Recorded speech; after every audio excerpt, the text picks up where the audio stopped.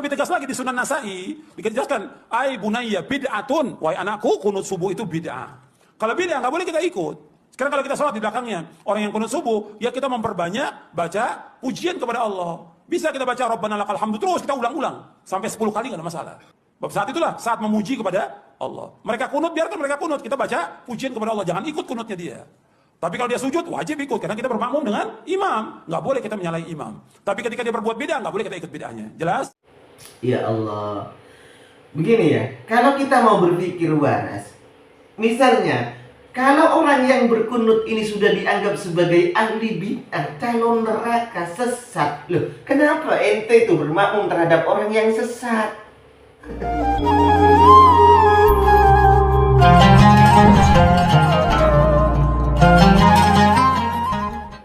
Assalamualaikum warahmatullahi wabarakatuh. Alhamdulillahi alal in'am wa syukru lahu alal ilham wa salatu wassalamu ala sayyidina Muhammadin asyrafil anam wa ala alihi wa sahbihi as-sadatil a'lam, amma ba'du. Sahabat-sahabat Aswaja, seluruh nahdien, para subscriber dan penonton semuanya tanpa terkecuali dimanapun berada, semoga Allah subhanahu wa ta'ala senantiasa memberikan rahmatnya, taufiknya, hidayahnya, maghfirahnya, memberikan kelancaran rezeki dan kesehatan kepada kita semua. Amin. Allahumma amin. Saya tak habis pikir dengan logika dari ustadz-ustadz salafi ini. Ketika mereka menganggap bid'ah terhadap suatu amalan, mereka intinya menganggap itu adalah sesat. Kalau sudah sesat berarti itu adalah calon-calon neraka. Sebagaimana yang sering mereka permasalahkan adalah kunut subuh. Kunut subuh yang dawam dilakukan oleh orang-orang Aswaja, oleh orang-orang NU khususnya, ini dianggap oleh mereka adalah sebagai bid'ah, sesat, calon neraka. Tetapi ketika mereka itu ditanya bagaimana hukumnya sekarang sholat bermakmum di belakang orang yang kunut subuh. Nah, apa jawaban Syekh Yazid Jawas ini? Dia mengatakan tidak boleh ikut kunut subuh. Diam saja membaca Rabbana lakal hamdu, terus membaca Rabbana lakal hamdu seperti itu. Ya Allah. Begini ya, kalau kita mau berpikir waras, misalnya, kalau orang yang berkunut ini sudah dianggap sebagai ahli bid'ah, calon neraka, sesat. Loh, kenapa ente itu bermakmum terhadap orang yang sesat? Kan sudah sesat. Orang yang berkunut subuh menurut anggapan orang-orang Wahabi itu adalah sesat. Loh, kenapa mesti dimakmumi? Batal loh sholatnya, calon neraka itu. Dan kemudian Anda menyuruh jamaahnya diam terus, jangan ikut kunut. Ini sudah menyalahi terhadap perintah Rasulullah sendiri, bahwa imam itu dijadikan untuk diikuti. Ketika imam kunut, ya seharusnya Anda kunut. Kok Anda diam? Kemudian baca sendiri Rabbana lakal hamdu terus. Loh, emang itu pernah dicontohkan oleh Rasulullah? Itulah yang bid'ah. Ustadz Yazid Jawas tidak pernah dicontohkan oleh Rasulullah diam seperti itu. Terus baca Rabbana lakal hamdu sebanyak-banyaknya. Imamnya kunut, Anda tidak kunut, kemudian diam terus baca Rabbana lakal hamdu. Itu bid'ah namanya. Jadi kalau orang yang berkunut sudah dianggap bid'ah, sesat, calon neraka, ngapain ente bermakmum terhadap orang yang calon neraka itu, orang yang sesat itu? Ya, kok ada sih orang yang seperti ini? Ini pernyataan dari penjelasan. Mari kita dengarkan fatwa atau penjelasan dari Ustadz Adi Hidayat. Ustadz ini adalah Ustadz tokoh, seorang Ustadz dari Muhammadiyah, tokoh dari Muhammadiyah ya. Kalau tidak keliru, beliau itu sebagai ketua lembaga tabligh. Pokoknya pengurus lembaga tabligh. Entah apa jawabannya, jabatan beliau ini. Mari kita dengarkan ini. Tentang kunut, Nabi mengajarkan kunut. Ada yang mempraktikkan, ada yang tidak. Beda ambil kesimpulan. Sebagian sahabat tidak kunut, Anas tidak kunut, tapi Ibnu Umar kemudian kunut. Dua-duanya sahabat.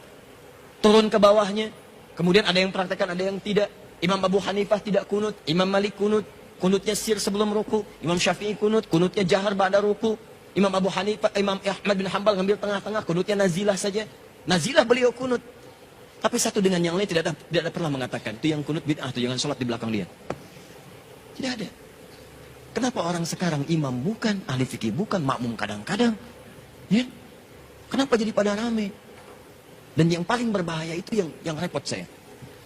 Yang paling aneh itu ada kalimat-kalimat begini. Ustadz, bagaimana kami sholat di belakang ahli bid'ah? Yang kunut. Bagaimana status kami? Kunut atau tidak? Ini aneh, bid'ah itu kan sesat. Tapi fatwanya keluar. Ya kalau dia kunut, jangan kunut. Antum diam saja. Anda diam saja. Mengambil makna kunut itu bid'ah. Kalau bid'ah sudah jelas sesat. Kullu bid'atin dhalalah. Berarti Anda bermakmum di belakang orang sesat. Tapi yang paling aneh Anda katakan itu orang sesat. Tapi Anda katakan boleh sholat di belakang dia. Itu kan lucu menurut saya. Tidak ada kaidah dalam fikih seperti itu. Yang satu salah persepsi menyebut orang ini sesat. Yang kedua boleh sholat di belakang orang sesat. Tapi saat sesatnya jangan diikutin. Itu kan aneh itu. Ya. Dan yang paling lebih lucu lagi, Anda menyalahi kaidah sholat. Kata Nabi itu kan, innama ju'ilal imamu liyutamma bihi. Dijadikan imam untuk diikuti. Imam ruku, Anda ruku. Imam sujud, Anda sujud. Jangan imam ruku, Anda sujud. Salah. Imam kunut, Anda ikut kunut di belakang karena imamnya kunut. Kunut imam beda dengan makmum. Dalam hal lafadznya, imam mengatakan Allahumma hdina fiman hadait, Anda katakan amin. Dia mengatakan doanya, Anda mengaminkannya. Beliau berkunut, Anda mengaminkan kunutnya. Masalah Anda mengangkat tangan atau tidak itu perbedaan lain. Tapi Anda ikuti, jangan sampai imam kunut Anda tidak. Allahumma hdina fiman hadait, bid'ah. Wa afina fiman hadait, belalah. Rusak kehidupan. Ini apa? Dan saya tidak pernah mendengar yang seperti itu. Ini bukan kaidah namanya. Kalau imam tidak kunut, yang kunut pun, yang kunut ikut tidak kunut. Jangan terlampau soleh. Imam sudah salam, ini sujud sahwi. Ngapain? Jadi kalau Anda bermakmum di belakang imam yang tidak kunut, Anda nggak usah kunut. Jangan kunut sendirian. Ini imam sudah sujud begini aja gitu kan. Allahu Akbar, Allahumma hdina fiman hadait. Anda keliru. Sama aja dengan yang pertama tadi. Ya, sama aja. Nah, karena itu teman-teman sekalian, tempatkan sesuatu pada tempatnya yang baik. Kadang-kadang suka salah persepsi juga. Bahasa hadis, Anda harus pelajari dulu bahasanya. Kadang-kadang ada bahasa begini, kadzab. Dalam bahasa standar normal, kadzab itu dusta. Kadzib dusta, kadzab terus-terusan berdusta. Tapi Anda mesti tahu di bahasa dialek mana itu disebutkan. Bagi orang Hijaz, kalimat kadzib itu artinya khata, salah. Tiba-tiba Anda katakan dusta, tuh dusta tuh. Yang melibatkan di sini dusta. Kuntu bid'ah. Pengertian bid'ah menurut sahabat dalam persepsi ilmu hadis, Anda perlu belajar lagi. Alhamdulillah. Teman-teman sekalian, ingat baik-baik. Lihat prinsip ini ya. Sahabat itu akan mengamalkan apa yang disaksikan oleh mereka langsung dari Nabi jika mereka menyaksikannya. Perkara sahabat lain menyaksikan berbeda, itu dihormati oleh mereka, tapi mereka tetap akan mengamalkan apa yang dilihatnya. Contoh, Wa'il melihat Nabi sholat, turun pakai lutut dulu. Abu Hurairah melihat Nabi sholat, turun menggunakan telapak tangan dulu. Mereka paham dua-duanya, bahwa keduanya benar dicontohkan oleh Nabi. Tapi Abu Hurairah tidak akan merubah menggunakan telapak tangan, karena itu yang dilihat dari Nabi langsung. Wa'il melihat dari Nabi langsung, tidak akan dirubah oleh mereka. Makanya ketika ada orang mengatakan, bertanya, ya abati, duhai ayah, saya melihat sekelompok mereka melakukan kunut dalam subuhnya, bagaimana pendapat ayah? Bid'ah. Maksud bid'ah di situ bukan menyalahkan orang kunut, tapi maksudnya saya tidak pernah menyaksikannya saat saya bersama Nabi. Saya jaga amalan saya seperti saya lihat dari Nabi. Mungkin mereka melihat yang berbeda, tapi saya takut karena yang saya lihat itu yang ini. Sekarang pertanyaan saya, apakah semua saat Nabi menyampaikan tausiahnya, semua sahabat ada di situ? Belum tentu. Nabi di Madinah, yang di Madinah melihat Nabi, yang di Badar tidak. Nabi ke Uhud, yang di Uhud melihat Nabi, yang di Badar tidak. Mustahil Nabi ke Badar, semua orang Madinah ke Badar, kosong Madinah. Mustahil. Makanya kadang-kadang ada ayat turun di tempat ini, yang ini belum mengetahui. Ada hadis disampaikan di sini, yang ini belum paham. Nah, yang melihat di sini itu akan mengamalkan apa yang dilihat.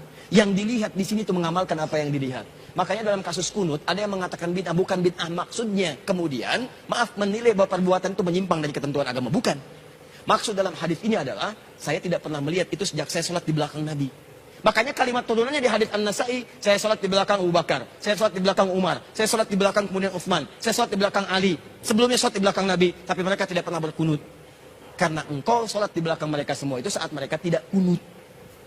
Tapi tahukah Anda saat mereka sholat di tempat lain, ada orang yang bermakmum di belakangnya mereka kunut? Itu masalahnya. Jadi disimpulkan oleh para ulama, apa Anda mau mengatakan Imam Syafi'i bid'ah?